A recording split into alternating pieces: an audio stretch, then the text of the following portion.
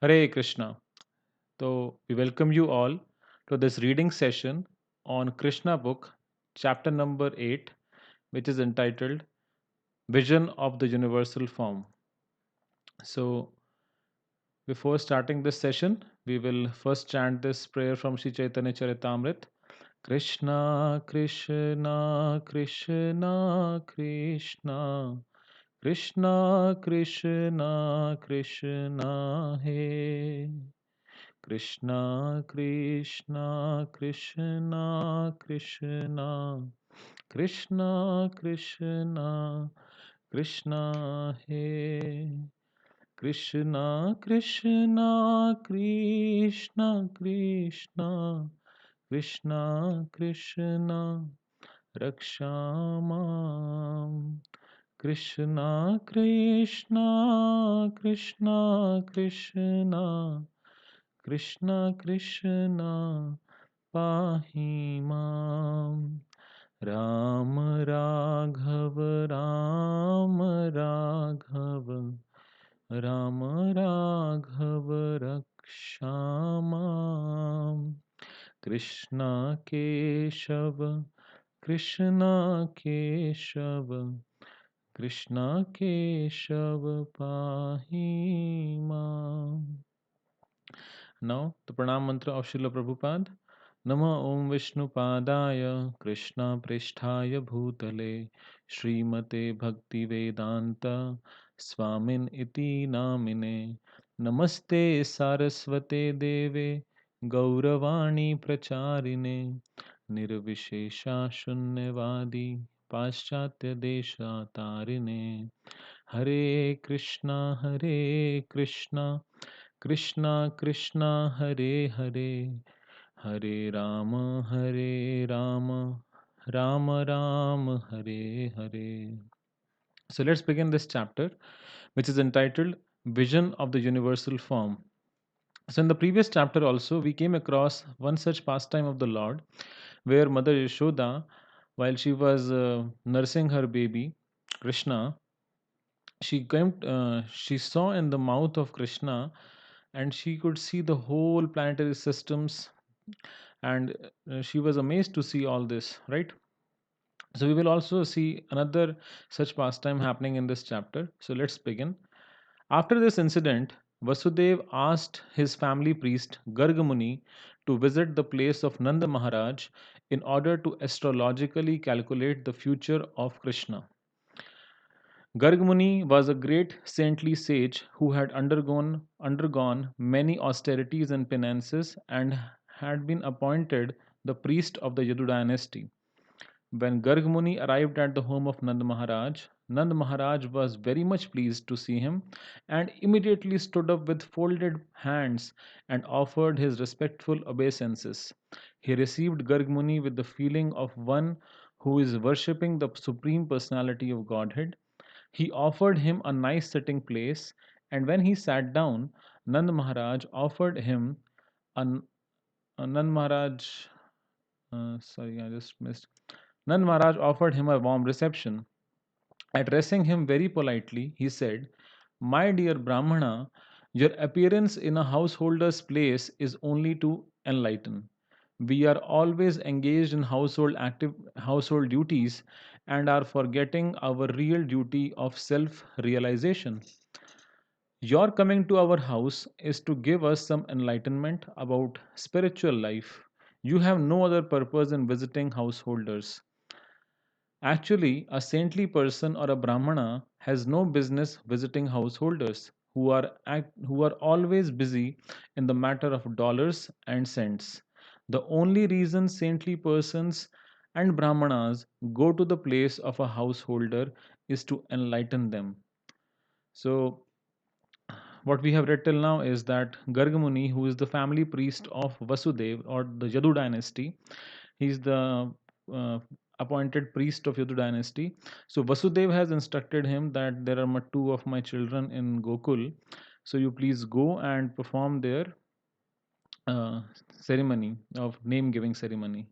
So now Gargmuni has come to the house of Nanda Maharaj, and when Nanda Maharaj sees Gargmuni at his place, he's so happy.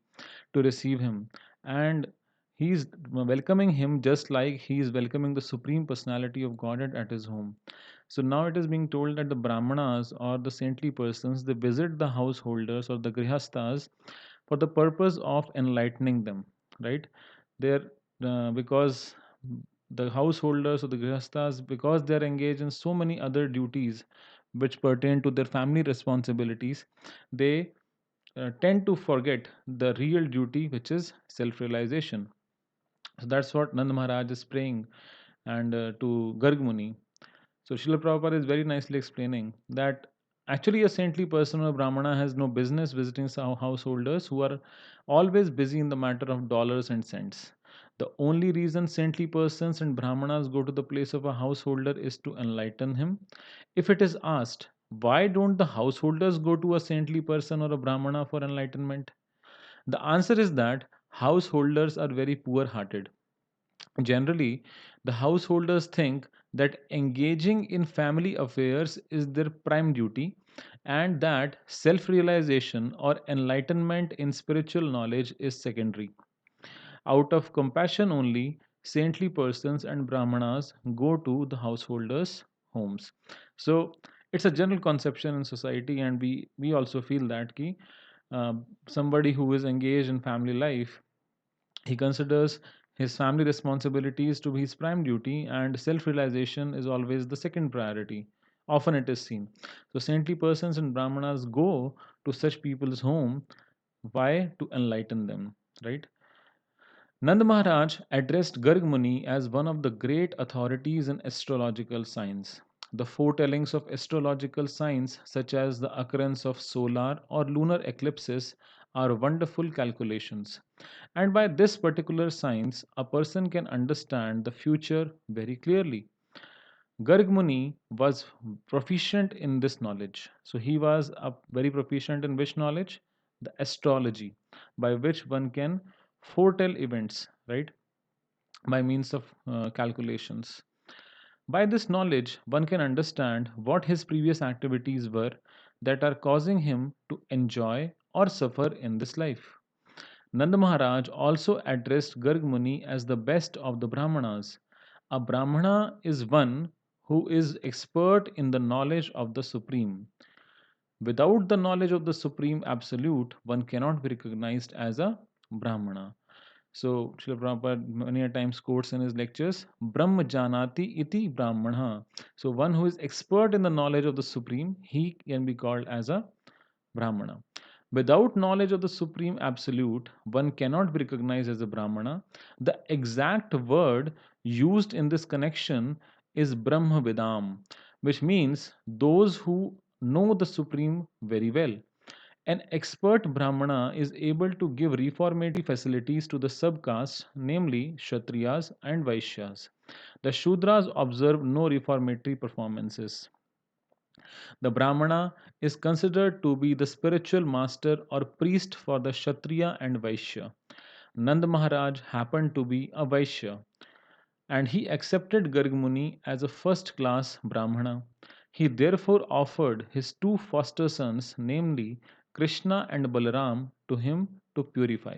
So now Nand Maharaj is holding a ceremony, the purificatory ceremony of Krishna and Balaram, and he's offering his two foster sons because they are not actually his sons, although he knows about Balaram, but he does not know about Krishna. So he is going to offer his two sons for the reformatory process or the purificatory process.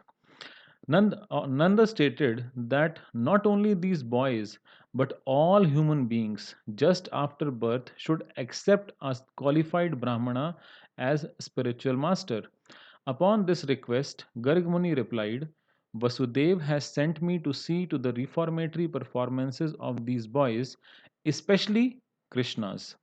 But if I do so, it may incidentally appear that Krishna is the son of Devaki, since I am Vasudev's family priest. So Garg Muni is very intelligent. He is telling to Nanda Maharaj that if I see Vasudev has sent me for this purpose, but if I do it with a pomp and glamour and everybody is called, and if tomorrow people come to know, okay, Garg Muni has done this reformatory ceremony, then people will what they will understand that Krishna is the son of Devaki, because after all, I am Vasudev's family priest.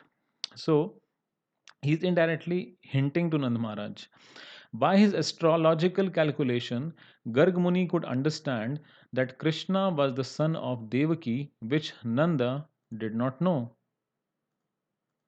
Indirectly, Garg Muni said that Krishna and Balram were both sons of Vasudev. Balram was known as the son of Vasudev because his mother Rohini was present there. But Nand Maharaj did not know about Krishna. Garg Muni indirectly disclosed the fact that Krishna was the son of Devaki. Garg Muni also warned Nand Maharaj that if he would perform the reformatory ceremony, then Kamsa, who was naturally very sinful, would understand that Krishna was the son of Devaki and Vasudev. According to astrological calculation, Devaki could not have a female child, although everyone thought that the eighth child of Devaki was female. So this thing Garg Muni knows because he's so expert in astrological science that Devaki was not destined to have a female child. In this way, Garg Muni intimated to Nanda Maharaj that the female child was born of Yashoda and that Krishna was born of Devaki and they were exchanged. So Garg Muni is giving the hint. Also, the female child Durga had informed Kamsa that the child who would kill him was already born somewhere else. Garg Muni stated, if I give your child a name and if he fulfills the prophecy of the female child to Kamsa, then it may be that the sinful demon will come and kill this child also after the name giving ceremony. But I do not want to become responsible for all these future calamities. So Gargmuni is very clearly telling that if I do this ceremony, Kamsa will get to know that there is something suspicious. And why did Gargmuni go there? So there is some relation, and he will try to come and kill this child. And I don't want to become responsible for all this. On hearing the words of Gargmuni, Nand Maharaj said, if there is such danger, then it is better not to plan any gorgeous name giving ceremony. It would be better for you to simply chant the Vedic hymns and perform the purificatory process. So, no big celebration. We will do it a very normal, a hidden ceremony. We belong to the twice born caste, and I am taking this opportunity of your presence. So, please perform the name giving ceremony without external pomp. Nand Maharaj wanted to keep the name giving ceremony a secret and yet take advantage of Garg Muni's performing the ceremony. So Nand Maharaj is now actually he's very happy that Garg Muni has come and he wanted to take this opportunity that Krishna and Balram will be the name giving ceremony will be conducted by Garg Muni. So he doesn't want to lose this opportunity. So he's ready, no problem. Let's keep it a low profile, but you do it. When Garg Muni was so eagerly requested by Nand Maharaj, he performed the name giving ceremony as secretly as possible in the cow shed of Nand Maharaj.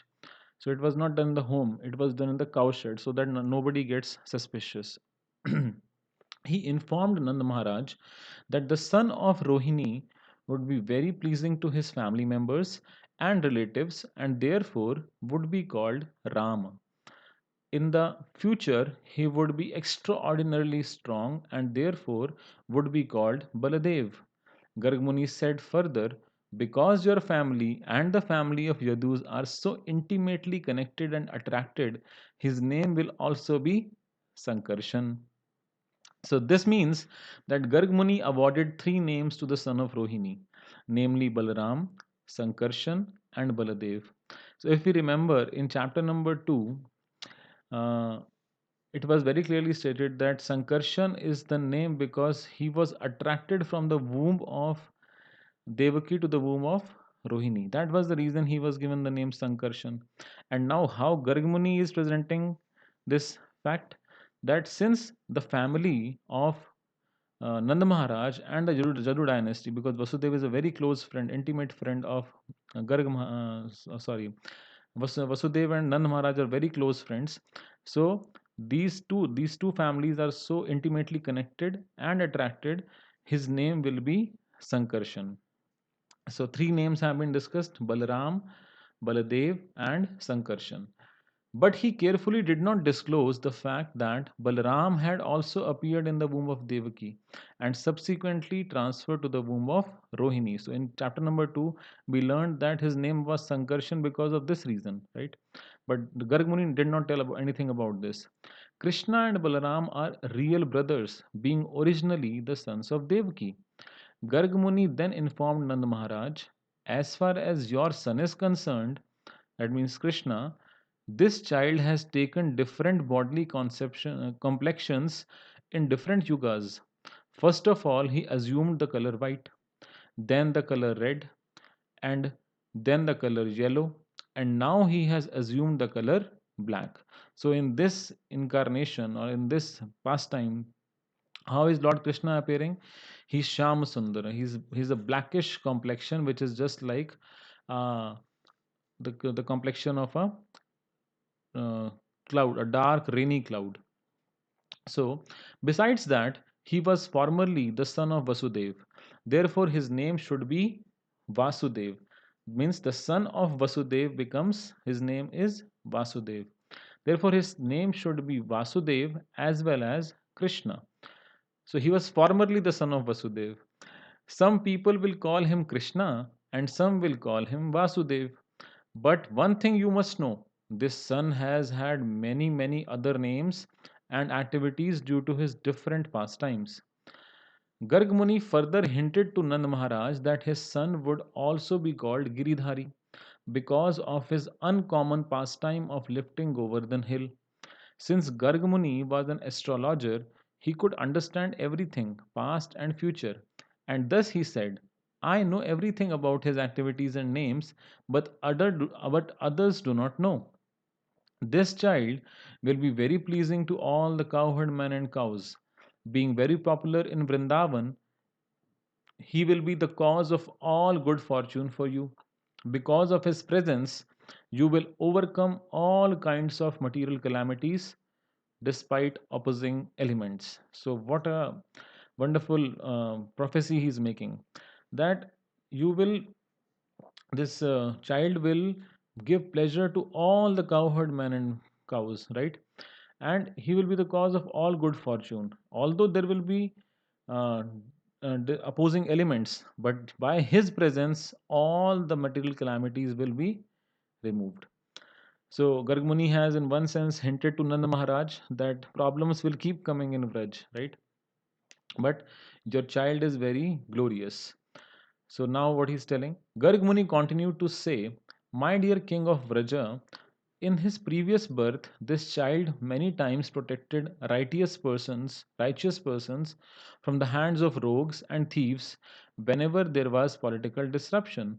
Your child is so powerful that anyone who will become a devotee of your boy will never be troubled by enemies.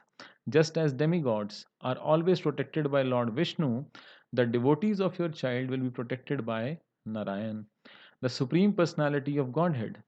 This child will grow in power, beauty, opulence, and everything on the level of Narayan, the Supreme Personality of Godhead. So, in this statement, he just skipped saying one statement, that your son is actually Lord Krishna, the Supreme Personality of Godhead. What he's saying, this child will grow in power, beauty, opulence, and everything on the level of Narayan. He's not Narayan. He's just like very similar to Narayan. Therefore, I would advise that you protect him very carefully so that he may grow without disturbance. In other words, Garg Muni informed Nanda Maharaj that because he was a great devotee of Lord Narayan had given Nanda a son equal to him. At the same time, Garg Muni indicated that his son would be disturbed by so many demons and that Nanda should therefore be careful and protect him. In this way, Garg Muni convinced Nand Maharaj that Narayan himself had become his son. In various ways, he described the transcendental qualities of his son. After giving the information, Garg Muni returned to his home. Nand Maharaj began to think of himself as the most fortunate person, and he was very satisfied to receive a benediction in this way. So Nanda Maharaj became very happy that what Garg Muni actually told him about his son, that his son was, by mercy of Lord Narayan, he has got a son. Uh, uh, Means Lord Narayan himself has become his son, right? He has all the qualities. He will have all the qualities on the level of uh, Lord Narayan. So Nand Maharaj is very happy about it. A short time after this incident, both Balaram and Krishna began to crawl on their hands and knees. When they were crawling like that, they pleased their mothers. The bells tied to their waist and ankles sounded fascinating, and they would move around very pleasingly. Sometimes, just like ordinary children, they would be frightened by others and would immediately hurry to their mothers for protection. Sometimes they would fall into the clay and mud of Vrindavan and would approach their mothers smeared with clay and saffron. They were actually smeared with saffron and sandalwood pulp by their mothers, but due to crawling over muddy clay, they would simultaneously smear their bodies with clay. So their mothers used to dress them up and give them lot of good shringar in terms of kesar, that is saffron, and sandalwood, that is chandan. So the chandan pulp or the sandalwood pulp, their mothers would used to decorate them. But since they used to crawl in the mud, so their body used to become completely covered with saffron and clay, right? As soon as they would come crawling to their mothers, Yashoda and Rohini would take them on their laps and, covering them with the lower portion of their saris, allow them to suck their breasts. When the babies were sucking their breasts, the mother would see small teeth coming in. Thus, their joy would be intensified to see their children grow. Sometimes the naughty babies would crawl up to the cowshed, catch the tail of a calf, and stand up. The calves, being disturbed, would immediately begin running here and there, and the children would be dragged over clay and cow dung. To see this fun, Yashoda and Rohini would call their neighborhood friends, the gopis. Upon seeing these childhood pastimes of Lord Krishna, the gopis would be merged in transcendental bliss. In their enjoyment, they would laugh very loudly. So we see that Lord Krishna and Balram, in their childhood pastimes, they are drowning the inhabitants of Vrindavan in transcendental bliss. Everybody is so happy to see them and see how they are behaving, just like small ordinary children. They are getting frightened if somebody comes just out of the blue, right? And they are playing with the calves and getting whole bodies getting smeared with clay and cow dung, right? So it's such a wonderful scene that they used to call the neighboring ladies that please come and see what our children are doing. Krishna and Balaram were so restless that their mothers Yashoda and Rohini would try to protect them from cows, bulls, monkeys, water, fire, and birds while they were executing their household duties. After always being anxious to protect their children and to execute their duties, they were not very tranquil. In a very short time, Krishna and Balram began to stand up and slightly move on their legs. When Krishna and Balram began to walk, other friends of the same age joined them, and together they gave the highest transcendental pleasure to the gopis, specifically to Mother Yashoda and Rohini. All the gopi friends of Yashoda and Rohini enjoyed the naughty, childish transcend activities of Krishna and Balaram in Vrindavan. In order to enjoy further transcendental bliss, they all assembled and went to Mother Yashoda to lodge complaints against the restless boys. So they used the gopis, elderly gopis who were the friends of Yashoda and Rohini Mata. So they used to enjoy the naughty, childish behavior and childish activities of Krishna and Balaram. But why did they go to Yashoda Mata for complaining? Just to increase their transcendental happiness. So they used to go to Yashoda Mata, and what did they complain to her? When Krishna was sitting before Mother Yashoda, all the elder gopis began to lodge complaints against him so that Krishna could hear. So they used to speak so loud enough that Krishna can hear, right? They said, "Dear Yashoda, why don't you restrict your naughty Krishna? He comes to our houses along with Balaram every morning and evening And before the milking of the cows, they let loose the calves, and the calves drink all the milks of the cows. So when we go to milk the cows, we find no milk, and we have to return with empty pots. If we warn Krishna and Balaram about doing this, they simply smile so charmingly that we cannot do anything. So, the first complaint that they're lodging to Mother Yashoda is that when before the milking of the cows, so cows are generally milked in the morning as well as in the evening. So, the calves are first kept in control, because if they are allowed, then they will drink all the milk of the cow. So first the milking is done, and then the calf is let loose. Okay, then the calf can drink. But what do? Before the milking happens, they let the calves loose.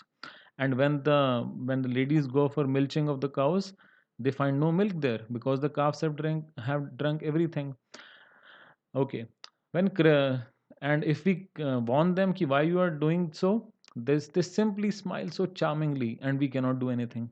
Okay. Also, your Krishna and Balaram find great pleasure in stealing our stock of yogurt and butter from wherever we keep it. When Krishna and Balaram are caught stealing the yogurt and butter, they say, "Why do you charge us with stealing? Do you think that butter and yogurt are in scarcity in our house?" Sometimes they steal butter, yogurt, and milk and distribute them to the monkeys. When the monkeys are well fed and do not take any more, then your boys chide.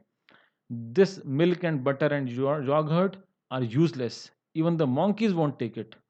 And they break the pots and throw them hither and thither. If we keep our stock of yogurt, butter, and milk in a solitary dark place, your Krishna and Balaram find it in the darkness of the glaring effulgence of the ornaments and jewels on their body. If by chance they cannot find the hidden butter and yogurt, they go to our little babies and pinch their bodies so that they cry, and then they go away. If out of fear of these naughty boys, we keep our stock of butter and yogurt high on the ceiling and hanging on a swing, although it is beyond their reach, they arrange to reach it by piling all kinds of wooden planks over the grinding machine. And if they cannot reach, they make a hole in the pot. We think, therefore, that you better take all the jeweled all the jeweled ornaments from the bodies of your children. Um, so what they are telling, that first of all, they let the calves loose, right? But next complaint is even more severe. So what is the complaint now? The complaint is that they steal the butter and yogurt, and if you find them stealing it, what do they say? That is there any scarcity in our home that you are accusing us of stealing, right? And what do they do after stealing? They distribute it to the monkeys, and they feed the monkeys very well. When the monkeys tummies are full, and then they say, this milk and yogurt is so useless, nobody will eat it, even the monkeys don't like it. So what about humans, right? And if we hide those entities, our pots, and so what they do, the glow of the jewels that is coming out of their body, they they are able to find it. And if they don't find anything, they will go and pinch our little babies, and they will make them cry. And if we hang the pots on the roof, or by means of a ceiling, sorry, we hang them to the ceiling by means of ropes and some arrangement, so they will try to first reach there by putting a lot of wooden planks. And if they are not able to do anything, what they will do, they will break the pot and get all the contents of the pot outside. So therefore they are requesting Yashoda Mata that what do? You remove the jeweled ornaments of from the bodies of your children, so that they should not be able to see in the dark. So I think it's already 30 minutes now. So, what we will do, we'll stop our discussion here, and tomorrow we will again start our reading from here, and we'll end the chapter tomorrow. So, thank you very much, and we will have our reading session again tomorrow at 4:30 So thank you very much for attending this session. Srila Prabhupada ki Jai. Hare Krishna.